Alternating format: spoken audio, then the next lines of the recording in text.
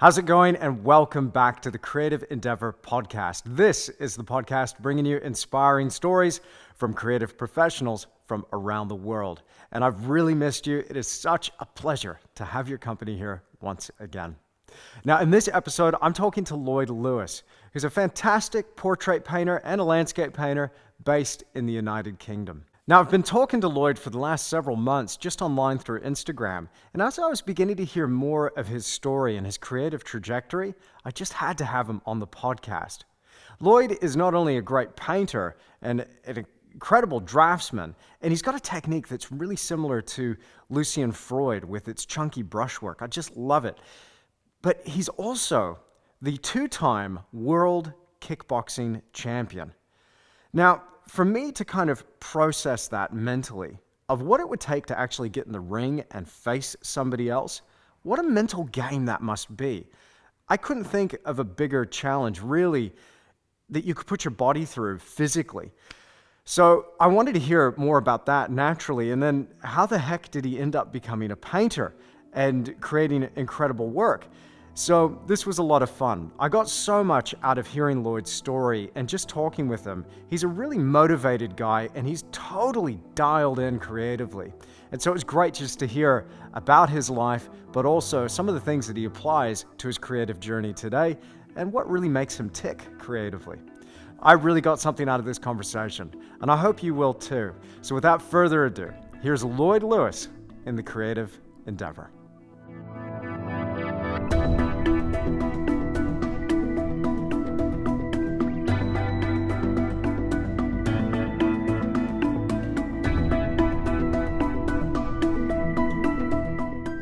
Lloyd Lewis, welcome to the Creative Endeavour podcast. It's an absolute pleasure to have your company.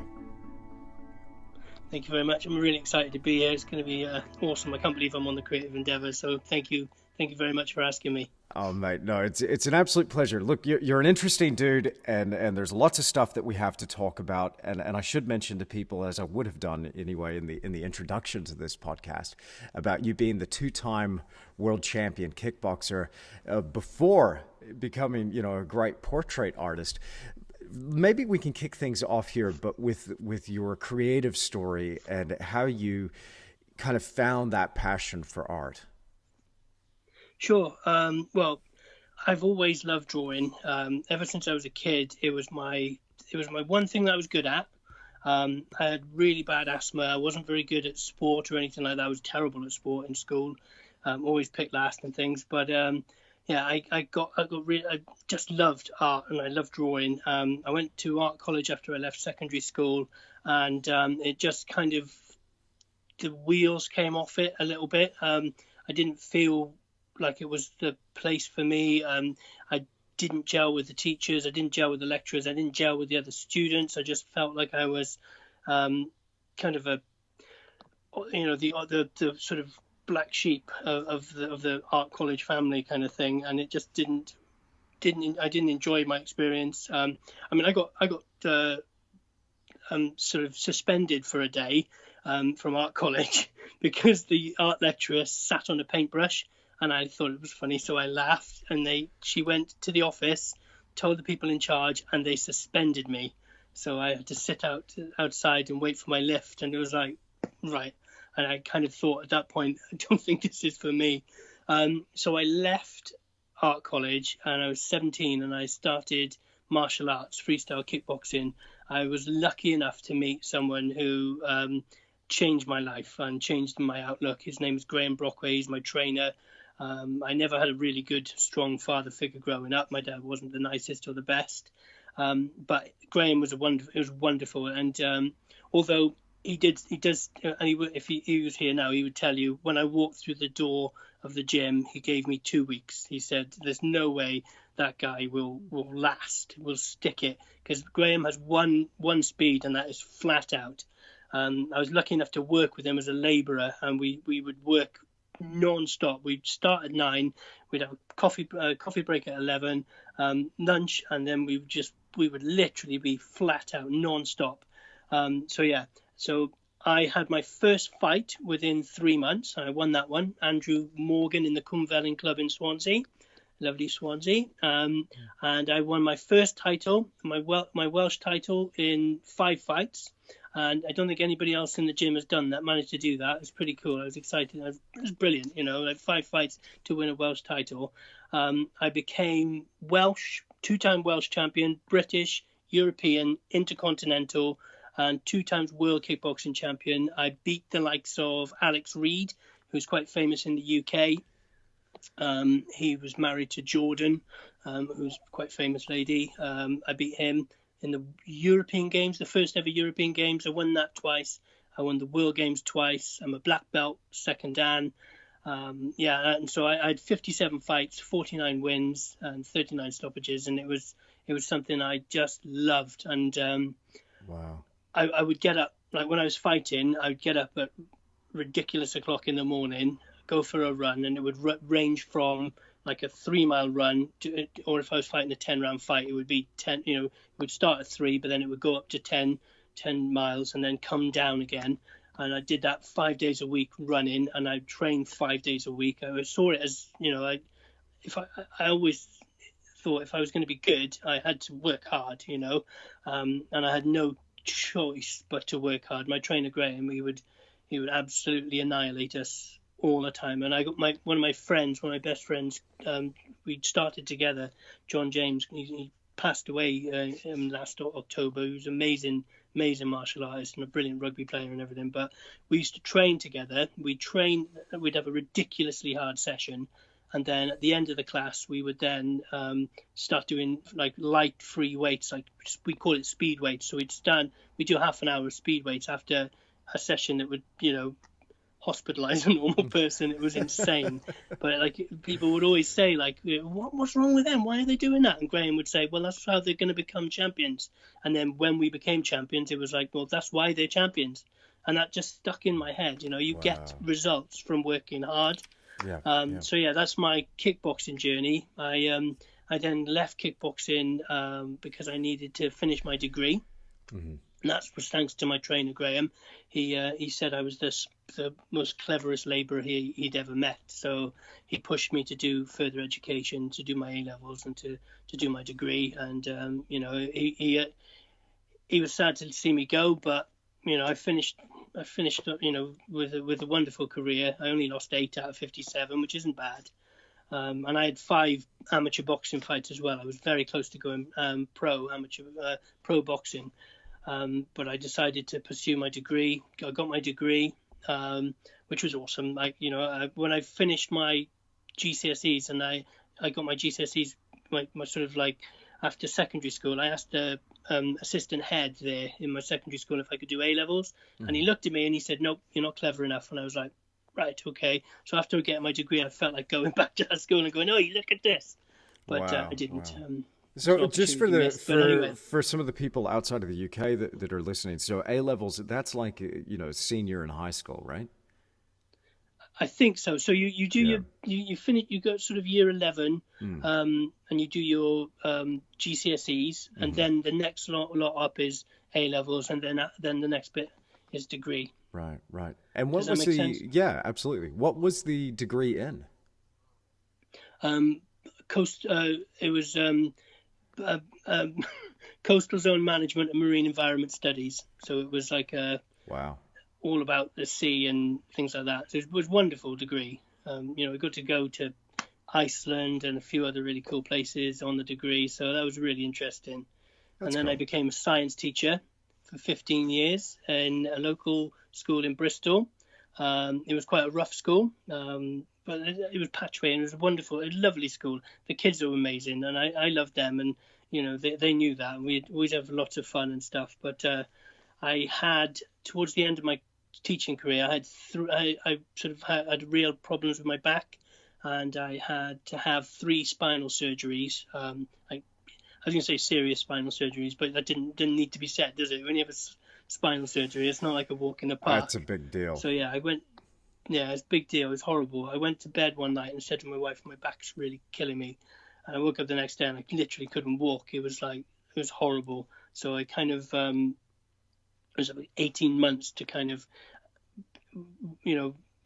of horrible pain and horrible meds and things like that. Wow. But after my third spinal surgery, I made the decision to leave my cushy teaching job and do two things that I absolutely adore. So I started 2 years in September. I started Red Dragons Martial Arts, and I also decided to really push to become the best artist that I can be. And I love teaching, and teachers are amazing. But for me, it was the best decision I've ever made.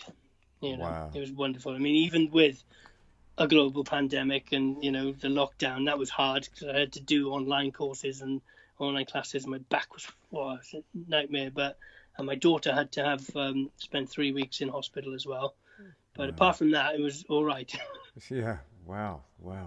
What an extraordinary story. I mean, it sounds like you've been just about everywhere, done just about everything, and you don't seem that old, Lloyd, to have lived this much life. Well, I'm 48, so I've done it. Well, that's 48. That's not a bad age, but you're still a young fella, really. Yeah, definitely. Yeah, we slip of a lad. Yeah, it's interesting because what I'm hearing from that is when you first started out, there was that creative inkling and that intention to be more creative. And I think, this is the case, isn't it, with a lot of children, especially going through the schooling system, that we are creative when we start out, and then that's slowly driven from us, whether it's through peer pressure, pressure to do something else, or hey, get a real job because you're not going to make any money doing that anyway, and artists starve. Yeah. And it's interesting to hear where people go with their lives in order to, make an income and just survive within society. But if you were given the opportunity, do you think you would have stuck with your art from a younger age? Yeah, definitely, 100%. I love art. I mean, it satisfies parts of my being that other things just don't. And I don't want to sound pretentious about that, but it just does. It just makes me happy, and it just to sit and paint and to create something that I'm genuinely happy with is something that is a real gift that is just wonderful. And if I could have pursued it when I was younger, I would have. I mean, it'd be amazing. But I look back at it and I think like every decision that I've made has led me to where I am now, and there's nothing I would change about now. I mean, I've got 2 amazing children, a wonderful wife. I live in a life that when I was a kid, I would never thought was possible. So, this is amazing what I've got now. It's absolutely awesome. Yeah. And I'm a lucky man. It's interesting because I find myself in a similar kind of frame of mind as well. Like if I could go back, I would do it differently, or maybe if I had that opportunity. But then you're just like, well, all of those things that happened through life that led me to where I am, and this isn't bad. Or, if you're not quite where you want to be, for anybody listening to this, sometimes the situations that we find ourselves in that are a little bit challenging are the ones that actually really make us, And definitely.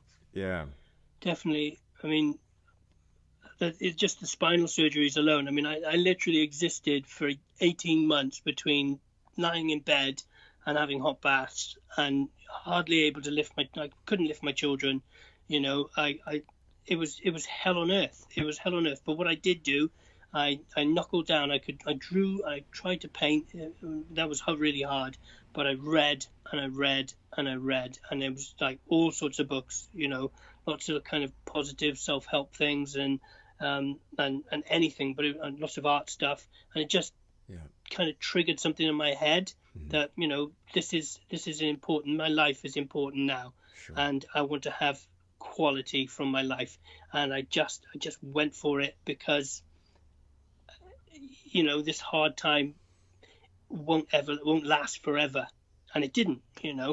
And there's always, they always say someone always got it always worse. Absolutely, that's true, and we can draw inspiration from them. But yeah, my kind of, I pushed myself and just went for it. And I think it was after my second spinal surgery, I told my wife that I was thinking of leaving teaching, and becoming a martial arts instructor and being an artist. And bless her, she was like, "Yeah, that's fine, that's amazing." like she didn't question it. That's the wonderful thing about my wife, and we just kind of betted on us, Mhm. and yeah, and it was one of the best decisions we made, because now I've got a business with my martial arts school that I work with people who are amazing. I've got Mhm. people like literally have transformed from when they come into the gym, they can't do a press up, to, being able to rep out 100 and more, and, people running marathons and doing all sorts of things. It's for me, it's amazing. Like, Wow. and having kids completely change from being so shy that they want to kind of absorb themselves into the wall, they can't make eye contact with you, to then being able to stand up in front of a room full of children and adults and go, right, okay, everybody in lines, and just taking a lead and being a leader. And for me, that's important, to be a leader in your own life. So yeah, it's a passion of mine, that you've got to kind of ignite a spark in these people and help them achieve something that they never thought was possible. Because Mm. I always say to them, if I could film you now, if I could film you when you do your black belt and show it to you now, you'd think you were an Avenger, you know? So, Wow. yeah. Yeah. Yeah, that's pretty cool.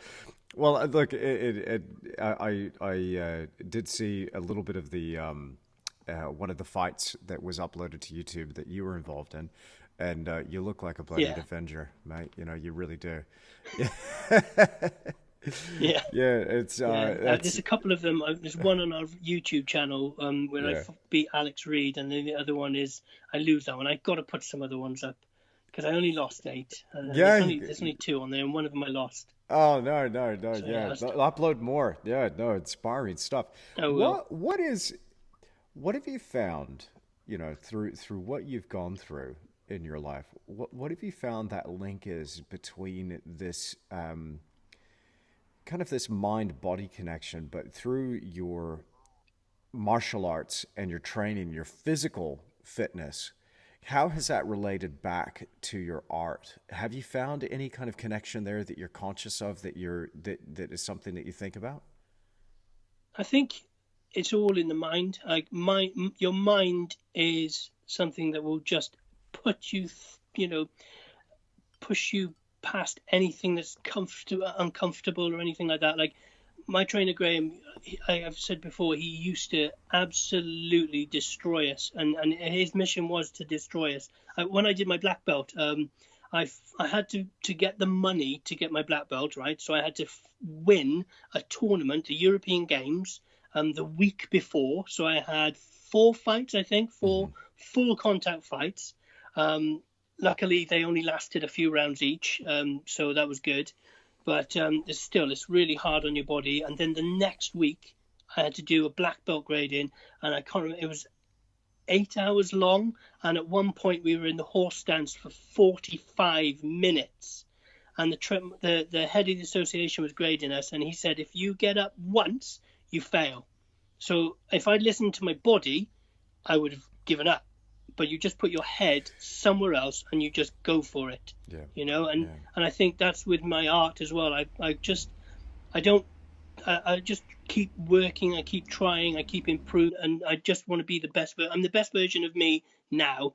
But ask me next week and I'll be even better. That's the kind of thing that I look at. Does that make sense? That just for the people listening to this, the horse stance is particularly brutal. So if people can picture kind of standing in a squat position, so your knees are bent but your back is absolutely straight, and I think martial artists Yeah. also hold their arms straight out Yeah, we've as got well. one arm tucked in, one arm, and you punch. So it's, Yep. one punch, two punch. And Yeah, so and we weren't allowed. you're in the deepest part of a squat position, just about your thighs are parallel to the ground. Just try hold that for Yeah, 1 minute, let alone yeah. 45 Trust minutes. me, we have a saying in my gym: person who complains about horse dance needs more horse dance. You know, Yeah, it's yeah, hard, but you've got to do it. yeah. It's It's character building. well, there you go, character building. I did that when I was very young. I had a bit of a history with martial arts. I started off with judo when I was a real young fella, and then that moved on to jiu-jitsu, traditional Japanese jiu-jitsu, not Brazilian jiu-jitsu.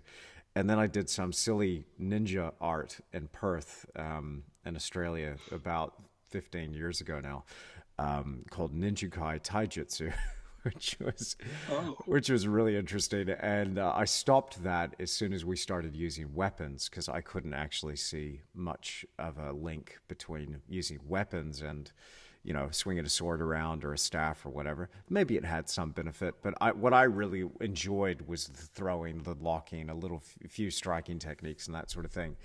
But I often thought about, because at the time I was a huge fan of UFC, mixed martial arts, and I thought about, yeah. like, what does it take to stand in a ring, staring at somebody else, knowing that you guys are going to beat the heck out of each other? This is going to be taxing to your body. You might get hit in the head. I mean, we know now about brain injuries from getting struck in the head. And I often think about, like, would I have what it takes to stand in a ring and face somebody else with skills equal to or greater than my own?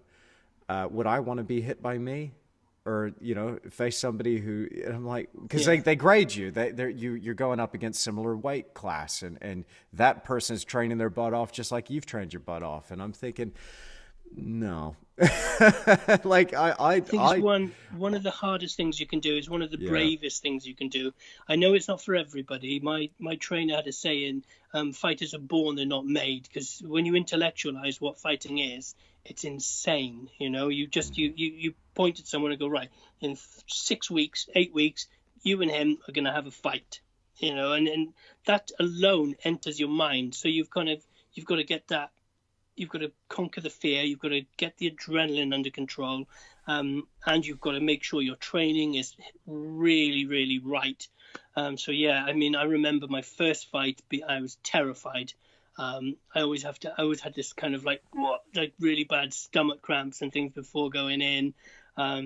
So yeah, every time I fought, I was terrified. Every single time, even when I was going for the world title, even more so then, because it's like, you know, there's so much riding on it. I was prepared, genuinely prepared to die in there to get that title, you know. So it was wow, like you have to, because you have to be the best in the world at anything. You should be prepared to do whatever it takes, you know. hmm, Like that, we have a saying in my gym: you can do anything as long as you do two things. You do whatever it takes, and you don't quit. You know, okay, and that's, if you can get that in your head and become and adopt that, it becomes such a powerful thing. So if the kids that I teach, if they are struggling in school and they think, right, I've just got to do whatever it takes and not quit, they become better at whatever they're struggling at, you know. But yeah, fighting is hard. It's really, really hard.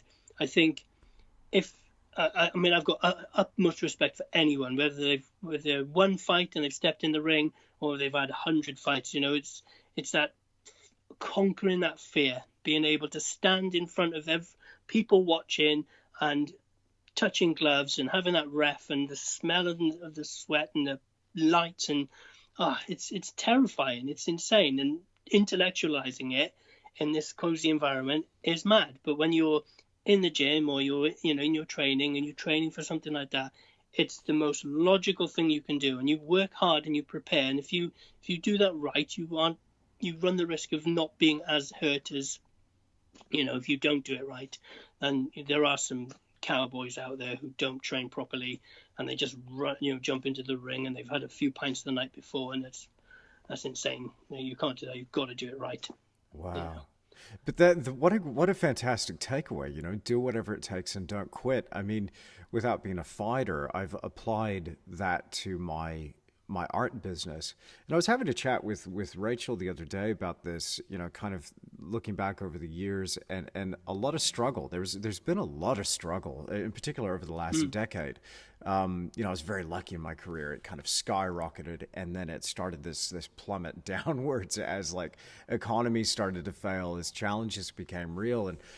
And she's like, you know what? You're the kind of guy that tries everything. You just do everything, and you just keep trying. You keep going, and you don't let up. And I'm like, maybe, yeah, actually, maybe that is True. It's very hard for me to take a compliment or any kind of positive feedback at all. But Yeah, and I saw that as very much a positive thing. But I was like, you know what? Maybe she's right. And I think there's something to be said for doing whatever it takes and not quitting. That stickability. I mean, because also like in our art, walk as we're going through our lives as creative professionals, man, we're going to hear no so much. We're going to face that fear. yeah, If it's all the not time. somebody that's gloved up and got that mean look in their eye and they're about to take a swing at you, it's going to be maybe an art critic or a gallery owner or a potential client, or maybe you got to make the Yeah, sale because you've got to pay those bills or whatever. It's it's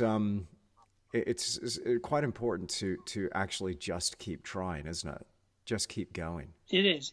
It is, because if you quit, then you'll never do it. It's like we're a human race. We don't come from a place of quitting. I mean, you can talk, I can talk. We learned to talk. We learned, we've made lots of mistakes. We can walk, so we've learned lots of mistakes.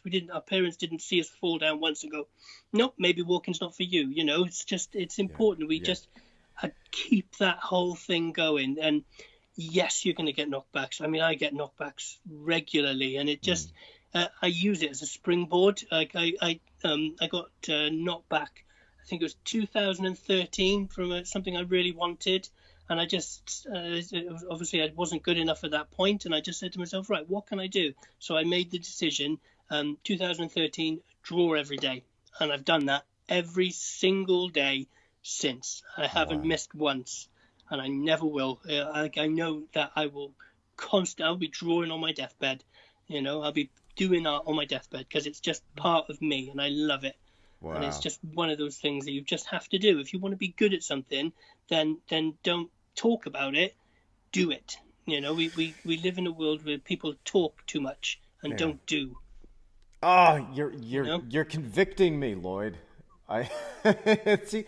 Listen, I do these podcasts really to try and put out some real positive vibes and share the love with people around the world. The audience is, admittedly not as big as it is on, for my normal YouTube tutorials. But I think the people that really are passionate, diehard, really want to make it work as artists, they're listening intently.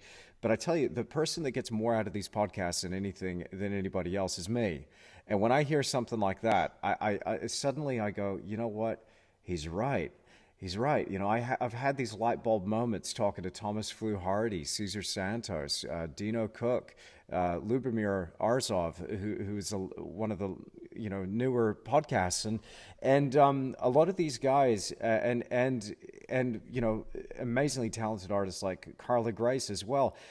After I do these interviews, I come back and I'm like, you know what? I am not doing enough. I need to do more. I need to do more. And the one thing I tell you what you're reminding me of. Sketch Endeavour. I've had a lot of people asking me, "Hey, how's the Sketch Endeavour journey going? What's happening there?" And I don't want to say that there's a table over there and a sketchbook that has not been opened in months. And I tell you why. It's not an excuse, because again, you've done it every day. You've gone through probably worse than we went through here in New Zealand, with the lockdown situation and my routine and everything else. It just went out the window. I worked. Don't get me wrong, I worked, but it was like, no, I've got to get this done now this done, and I completely turned my back on. Hey, you wake up at this time. You're supposed to be doing, this time is our wake up time. You're sleeping in a little bit too late. You're supposed to put that 2 hours in at the drawing board. You haven't done that. Why not? What's going on? And now you're reminding me. It's like, yeah, I mean, this is vitally important. Showing up, regardless of what's going on around you, regardless. If you, totally. if you've got a pencil and a sketchbook or a piece of paper, you got a paintbrush and a bit of canvas. Get to work. You create magic. Yeah. You're making something that, even if it's just you that loves it, that's the important thing. But your work is incredible. So yeah, you're amazing. So Ah, stop. yeah, Okay, tell me more. No, but the thing is, I look at the old masters, right? And I suppose it's like anybody with any pursuit, but I look at what is possible in painting and in drawing.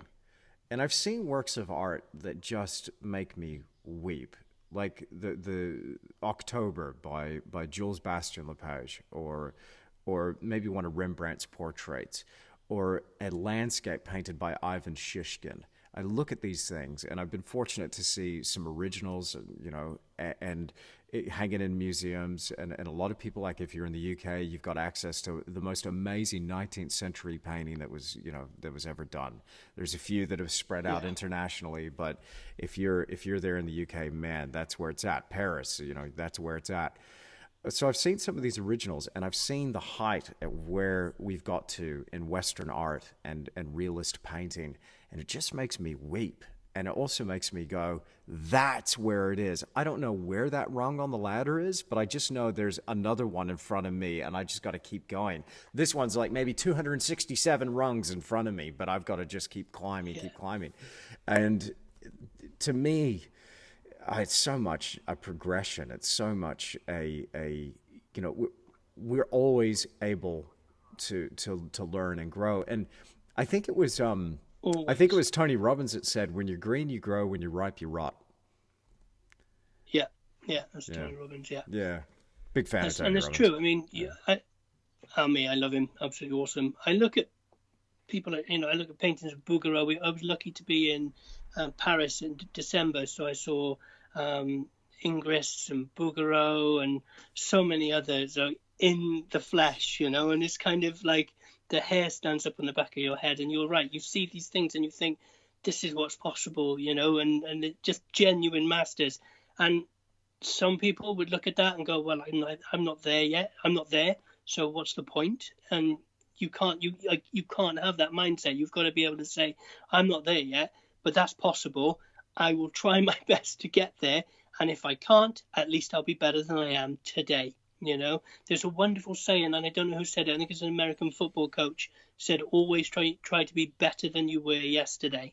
And that kind of, I love that slow grind, that iteration, that improvement, and that conscious practice, and that, getting better. Like for me, it's what I love to do. I mean, I've always got my sketchbook somewhere very close, and I try and paint regularly. I've started pushing myself. I've done a couple of plein air competitions and things, which I haven't been chosen yet, but like the paintings that I've did, the first one wasn't as good as the second one. Was far better, and it got some really, really high praise from all the judges that saw it. So I was, it was amazing.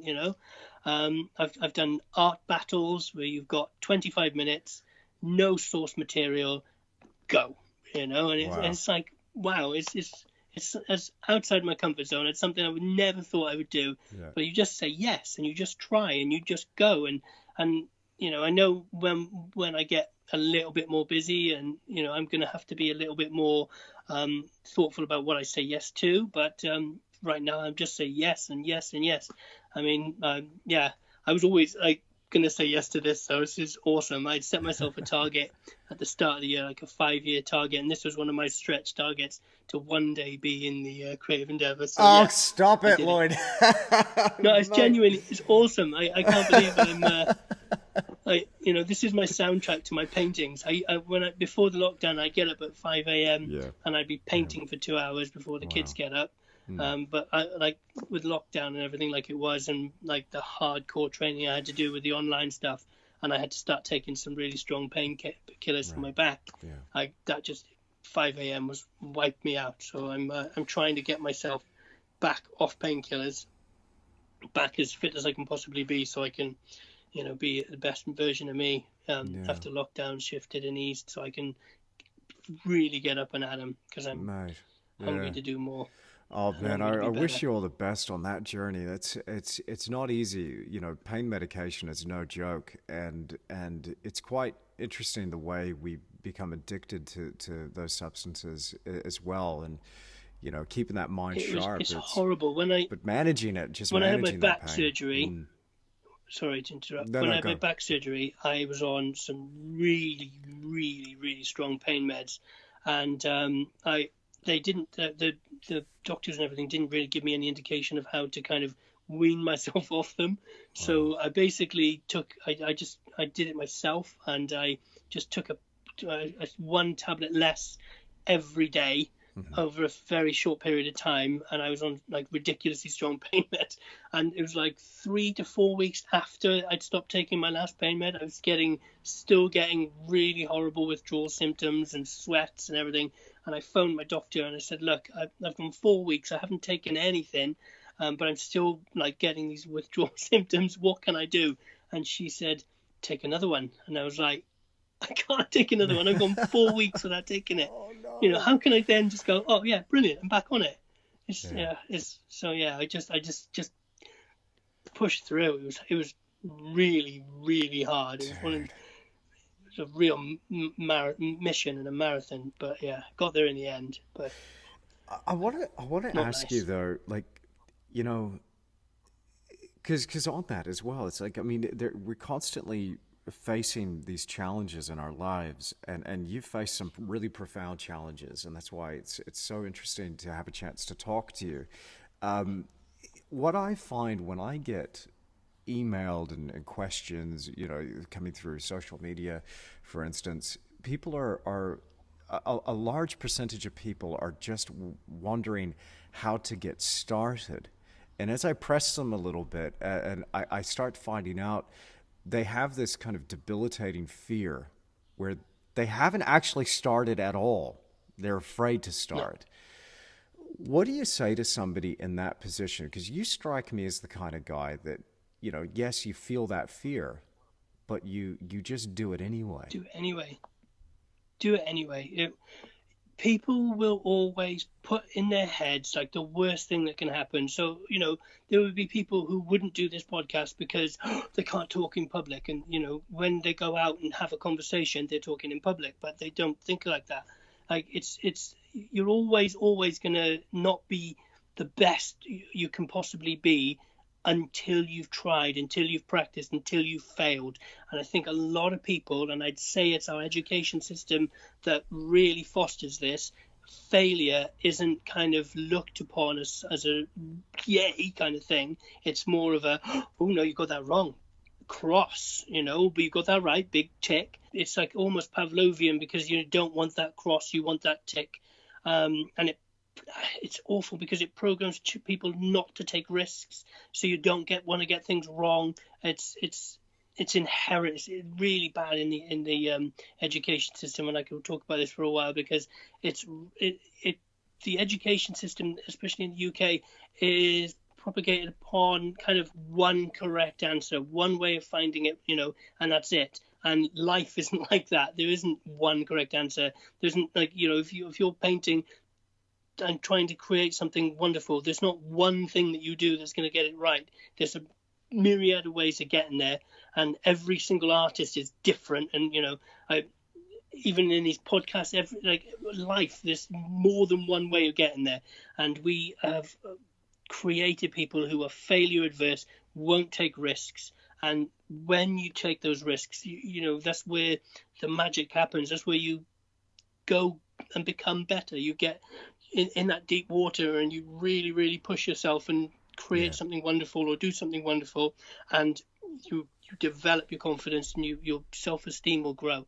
But if we've got people who we nurture this negativity of, oh no, you don't want to do that, that's fine, you don't need to do that, you're not very good at public speaking anyway, are you, because you said, and it's like, oh, I've had people in my classes who've not continued, and their parents have contacted me and said, well, they love the classes, but it's the mixing with other people that they didn't like, and the teamwork element.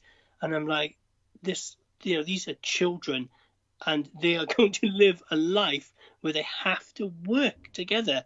That's how you get Yeah. better. Yes. And so they're being rewarded for failure, Yeah. and people are programmed to not take risks, and it winds me up. I'm not very sympathetic with that. I always like to push people outside their comfort zone. And we got one lady in my martial arts school, and she's amazing. Sarah, her name is, and she's got this wonderful part of her brain where you say, right, guys, I need a volunteer. and she was the first one. You could see her in her head. She's going, don't, and her arm just goes up. I'll do it. I've had her up doing like martial arts demonstrations and things like that, and she'll tell you she's super shy, but she's amazing. She's gone and really pushed herself outside of her comfort zone, and I love that. I respect that, and so many of my guys do that, and it's wonderful. Pushing outside the comfort zone is important. There are so many different directions I want to go in with what you said there. It's just fantastic. But first off, with that school system, I've been thinking about this for some time, and now I guess in a certain way, it's kind of comforting to know that other people kind of feel the same way, because I think that education, the way we have it set up now in the West and the way it's been going, is quite disturbing. We're rewarded for inaction, for staying within our comfort zone. We're rewarded for participation alone. We're not rewarded really for excellence, because we need to, think about the feelings of the people that don't actually perform or strive. There is a certain pecking order or a hierarchy that starts forming. In particular, I found this in New Zealand and in Australia, very bad in Australia, where if you strive to achieve and you excel, you're then cut down. It's called the tall poppy syndrome. The tall poppy gets chopped down. Kids are brutal, but what happens is the teachers start policing that as well. You step out in front and you're like, oh, well, who do you think you are? I'm like, well, hang on a second. I thought I was here to do well. What's going on? And then there's another aspect as well. What you're saying about the ticks and the crosses, when you give the right answer, you get the pat on the head and you're rewarded. When you give the wrong one, you're reprimanded. And this is becoming a very binary way of educating, where you're now training human beings to give you the response that was put in.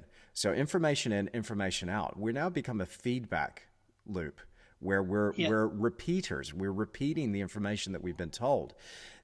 What we do to kids, it drives me insane. Kids naturally are just exploring. And if we can channel them and encourage those mistakes and encourage them to strive and achieve and go for something, then what an amazing world this might be in, because they'll work out themselves what works and doesn't work. And of course, you must guide them and be there and nurture them, but it's how you do it. And now I'm starting to think, like, if I become a father, I may become a father very soon. When these kids show up, I'm not announcing anything there, folks. Don't read into that. No. But if the kids show up, Mazel tov. No.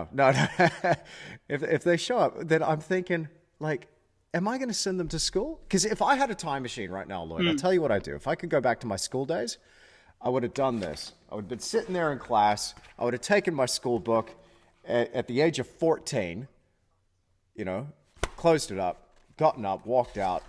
And as I'm walking out, the teacher would no doubt say, Andrew, where do you think you're going? I said, I'm going home. You can't keep me here. This is indoctrination. See ya. Yeah. And I would have done my own self-directed learning. I wouldn't have gone to university. I would have quit high school. And I'm almost at this point, where if I have some young people or kids in school listening to this, I'm not going to say stay in school. I'm not going to say that. But I think it's important that we start to educate ourselves and start going in those directions that we feel are going to benefit us the most. Because society, the way it's rigged now and the way it's going now, is not designed in your favor to look after you. It's designed to make you a little cog in a very big machine. And guess what? You're replaceable.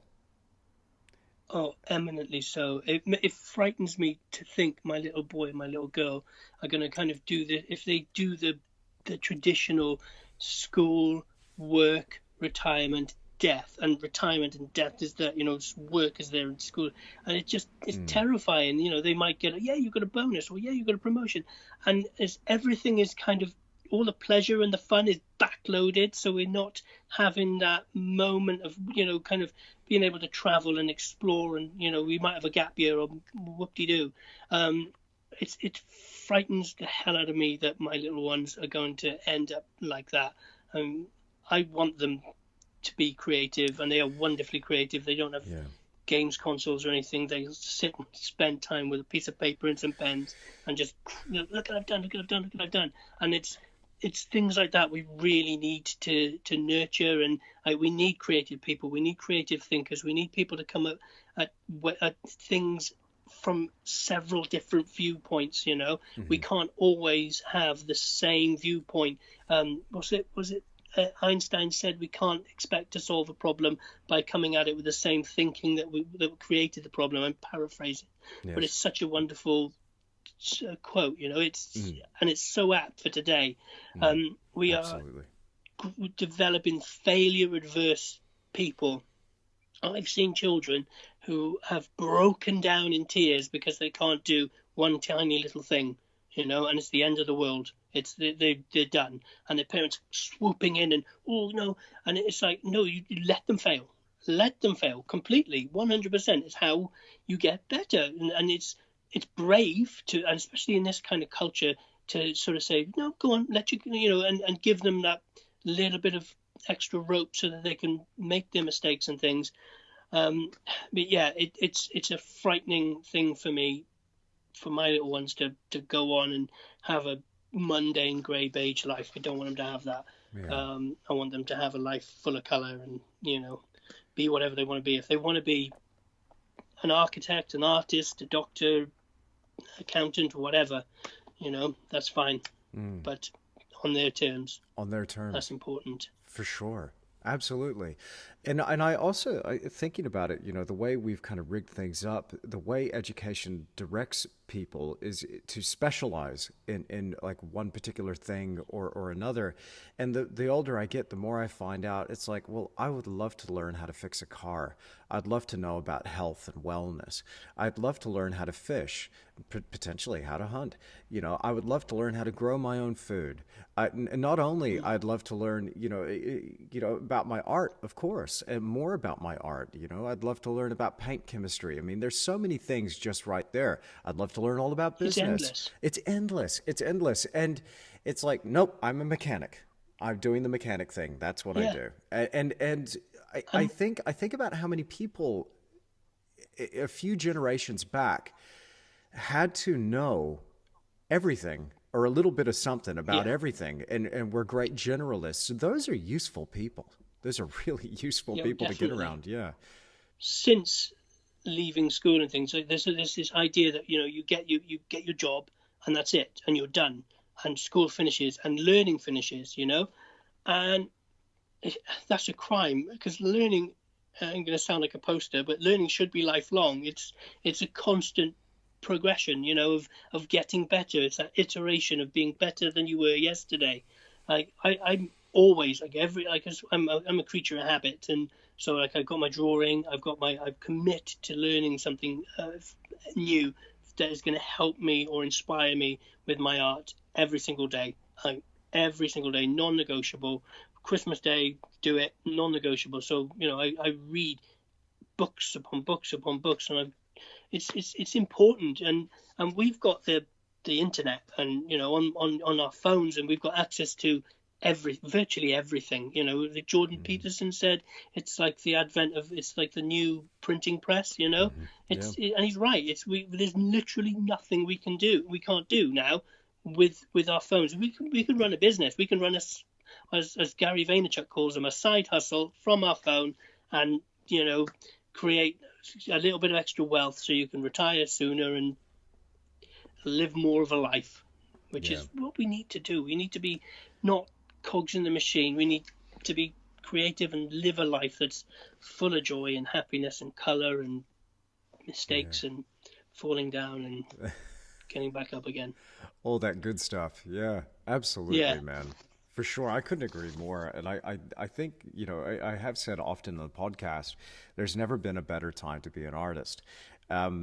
I do want to add one more thing to that, though, now, the world being the way it is. There's never been a more challenging time to be an artist, but that's a really good thing. I'm not saying that there's not horror and difficulties within that challenge. I only mean this from a particular respect, is that the challenge and the pressure from the outside will make us create things that are probably more meaningful, more profound, It has a potential to be that anyway. I don't wish for anybody to have a rough ride. That's not what I'm saying. But I'm saying that through these challenges and through a modicum of pressure, that allows us to develop more and grow more. And we can derive more meaning from those things that we're involved in our lives because of that. The overcoming. There might be some challenges that we face that we might not be able to overcome. It's kind of part of life. But I often think about some of the most profound art from the past. I keep coming back to this. I've talked about it in the podcast before. I think with my conversation with John Coleman, there's a painting by Goya of some poor unfortunate souls facing a firing squad. And the guns have just lit up. And the figure's out there almost in a Christ-like pose, just taking the bullets, and it's a shocking, confronting painting. But he was going through horror, and he was witnessing horror, Goya was, but he created some art that has lasted centuries now and continues to speak to us to this day. And out of that time and out of that incredible challenge, he created something that has real meaning and impact. So to me, there's a certain responsibility there. And again, not to big man myself. I'm not saying that it's on me to make art, but it's on me to, from my own perspective, to reflect on the times in which we live and the challenges in which we face and create from that standpoint. I want to take this in a slightly different direction, Lloyd, if I may. Sure. Hopefully, I'm not sure if you're allowed to talk about it, but I want to ask you about the Sky Arts, show. Are we allowed to talk about?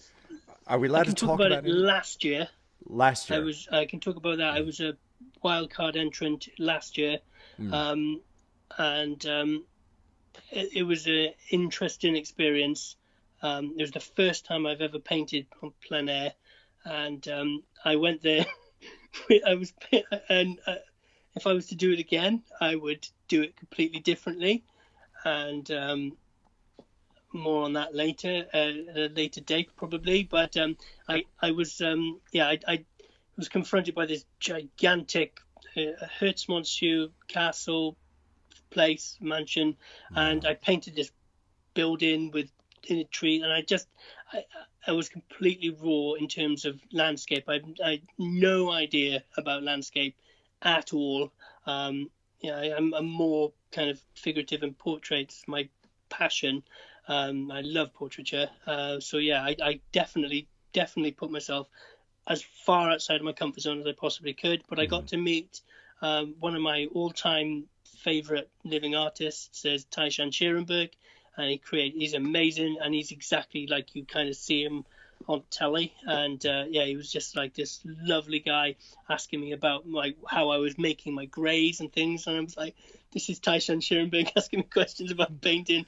I don't feel worthy, but I'll try and answer. But it was amazing, and I got to speak to Kathleen Soriano, and she was lovely. And what was amazing was this kind of a communal atmosphere. All these artists in this field. We were all outstanding in our field. I make no apologies for that. But we were there, and it was like a library. Everyone was just so focused and concentrated. Wow. And I've made I think lifelong friends from there. This one guy, Dutchy, right. we just we kind of really got on, and friends with him on Facebook, and we talk regularly, and we show each other works in progress photos and stuff. And it's amazing to get these kind of connection with other artists and be there in this wonderfully creative environment. It was magic, absolutely magic. So I was very, very pleased. I've tried to get on the portrait competition. I've had no luck yet, but I always look at that and think, okay, what can I do to be better? And I feel my portraiture is getting better and better and better. I don't paint to be on telly or anything like that. I paint because I have to. I draw because I have to. I love it. But I quite like these kind of these TV programs, and I know it's a little bit of a sportification of art, but I also think it's very good to kind of get people talking about art, the public who may have been slightly alienated with things like action painting and abstract expressionism and things like that. And like the unmade bed and the giant yellow cucumber or whatever, ridiculous things in galleries that require a treatise of information to tell you why it's good.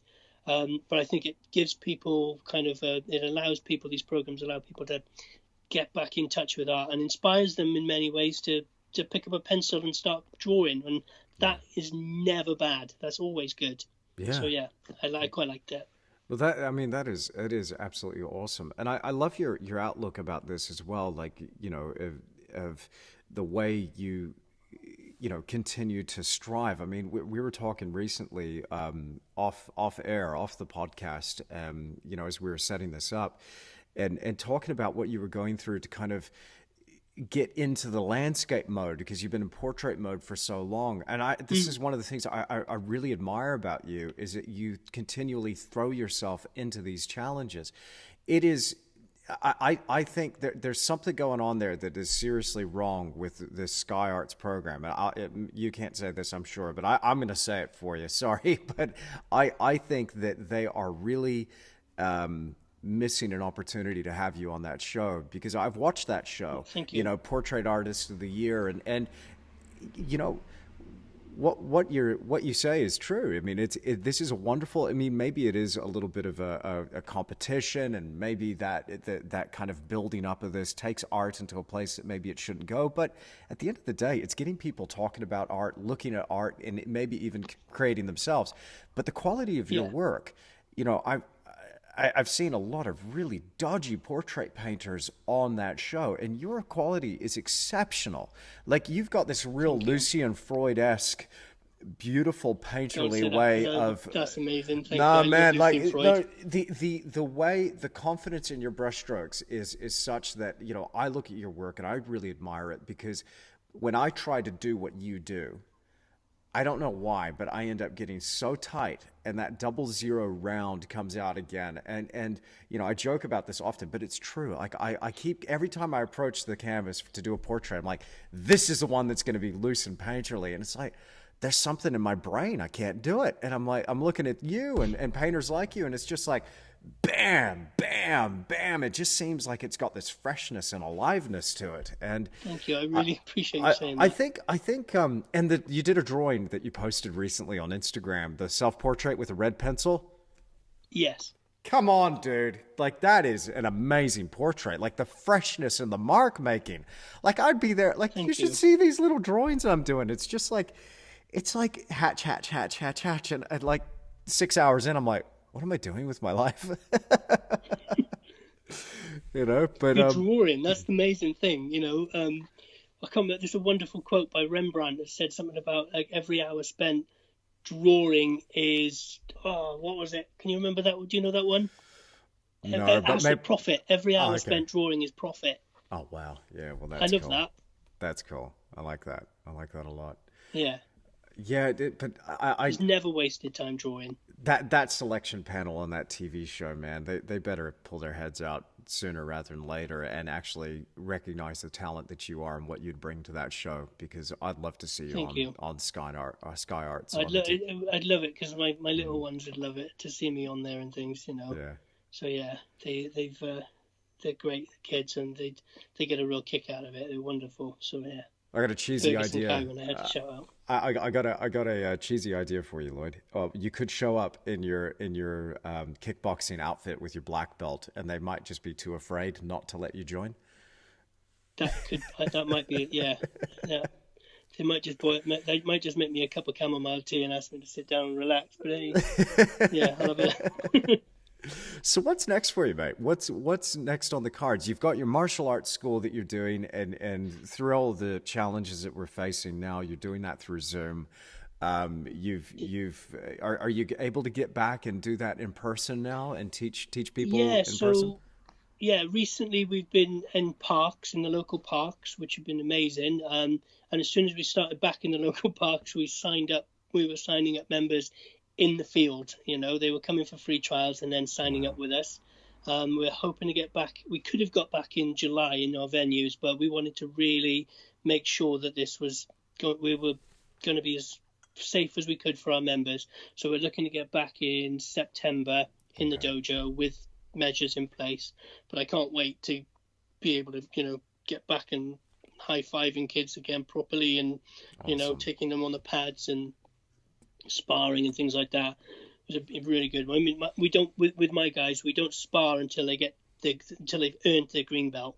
And when they earn the green belt, it's 3 hours long. Like I make sure that they earn it. My little boy Fergus is a green belt. He also wears a prosthetic leg. He's an amputee, and he took his green belt last year, and it was 3 hours of hell, and he did it all because that's why he passed. I put him through it, and he's amazing. I think being a dad inspires me to push myself, because I want to be a great example for him and for my daughter, and a great example for my wife. But yeah, so my club, that's coming on, and we've got loads of inquiries, so that's really good. I'm very inspired to do some online classes for martial arts and art. I'm going to get my YouTube channel back up and running. You've got a YouTube channel, and I was really into it and loving it. Like 2 YouTube channels actually, one for my martial arts and one for my art. But I just got totally derailed. Last October, one of my best friends, I mentioned him earlier on in the podcast, John James, he died of from cancer, and it was horrible to see that kind of the way that he went over from. I saw him in May, and we saw him in June. We went for a run in June or July, and visited him in hospital. And then October the 10th, I went to see him, and October the 11th, he died. And it was like, he's my age, and it just pulled the rug right out from under me. He's a wonderful, one of the nicest people you've ever met. His family are just gorgeous and lovely, and and no one ever deserves that. But if anyone was the least deserving of such a fate, it was that young man. He's an amazing guy. But I'm going to get back on track on that one. I've got lots and lots of commissions going at the moment. I think I've had more commissions this year than I've ever had, ever. So that's really good. And I'm working on a book cover at the moment as well. I've also got a few ideas that I'm going to do for children's books as well. I'm going to illustrate and write some children's books as well. So there's lots and lots and lots of things that I'm going to do. I've just, it's that saying yes to things, and like my brain is always working. It just doesn't, it never stops. Except when I hit my head, it's the pillow, then I'm out like a light. But yeah, it's like, it's constant, there's always stuff you want to do. And I've started thinking about kind of legacy and stuff, and what I can leave for my kids. Yeah. And if I'm, if I don't leave anything other than some nice paintings and maybe a couple of children's books that they can remember me by, then that's perfect for me anyway. But I could try and give them something more so that they can remember their old dad as someone who worked hard for them. So that's it. Lots of stuff. It's amazing. Dude, that's wonderful. I find that thinking those kind of thoughts, there's such power in that, isn't it? In just being able to propel yourself through the day. I want to ask though, on a business side of things, can we take this in a businessy direction, very nuts and bolts direction? Because your business, your art business is booming, and again, I will say this against the odds, because right now the marketplace is very interesting. The UK has officially entered recession. It was reported. I haven't though. Yeah, no, you haven't though. But this is important. I haven't. I think it's a mindset thing. Thank you. This is important. America and the United States, GDP has dropped a third. And so we're hearing doom and doom and doom. What happens when this sort of stuff goes is we see wobbles in the marketplace: cars, jewelry, art, the niceties, the finer things in life that we could do without. Those are the industries that really suffer. Other things are also going up. But, in a crisis, who needs an artist really? But here you are doing commissioned work and thriving. What's your secret, Lloyd? What are you doing there in your business? How are you reaching people, or how are they reaching you? I don't know. I think I use my social media as well as I can. It's hard. I know I don't post enough. I'm a bit of a dinosaur when it comes to social media and things. I don't mind a live and whatnot, but yeah, I'm pretty good at talking, I suppose. But yeah, it's like I post, so I get contacted through them, through social media, and I have developed some relationships with people over the years. I've been going to, and they kind of will then say, well, I've got something I need painting, so could you, and because they know me and they've seen me and they see me regularly, and I suppose it's that know, like, and trust. When someone wants to buy from you, they've got to know you, they've got to like you, and they've got to trust you, and then they buy from you. So that's kind of, I think, what I've been lucky this year. I've also pursued. I've like people have. I'm doing a book cover, basically because I said I want to illustrate your book cover to this lady who's just been nominated for a Bram Stoker Award and things. She's a horror writer, so it was brilliant to do. I just painted a canvas really dark, burnt umber, and then just kind of started to create these shapes out of it. It's basically a story set in World War II, and she's a brilliant writer, and she describes her characters really vividly, and it takes place at the start in a cinema, where the manager is based on a true story. The manager's killed, shot, and then the guy comes down and sits next to this girl and finishes watching the film. So I've got this really moody kind of thing there in the cinema, with these guys sitting next to this girl, and I'm putting some ghosts in, and then this against the kind of backdrop of a bombed and blasted Bristol, which is exciting to paint. It's exciting to say, but it's even more exciting to paint. So